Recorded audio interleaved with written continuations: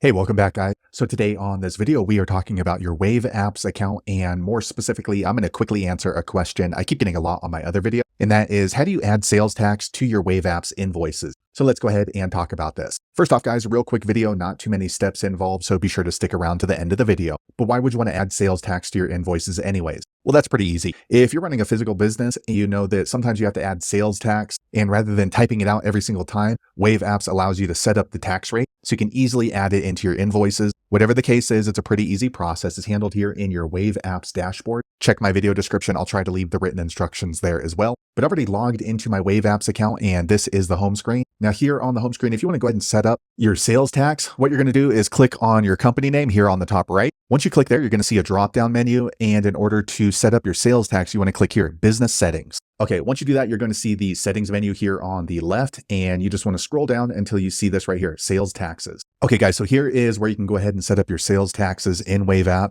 You're going to go ahead and click here, Create a Sales Tax. All right, once you do that, go ahead and name the tax that we're talking about. So for me, I'm going to go ahead and just add California Sales Tax. Okay, and then here you can go ahead and put an abbreviation. So I'll just put CA Tax, and then description, I'll go ahead and say Sales Tax in California. Okay, and you can come back and edit this later, don't worry. Now, if you have a tax number for this particular taxing authority, you can go ahead and enter that here, because sometimes some authorities require you to put your tax ID number for sales tax on the invoice. For me, I'm not going to do that. If you do put your tax number here, so let's go ahead, we'll just type it in. This is my tax number. Okay. If you click right here, it's going to show up on all of your invoices. So if that's a requirement, you can go ahead and put that there.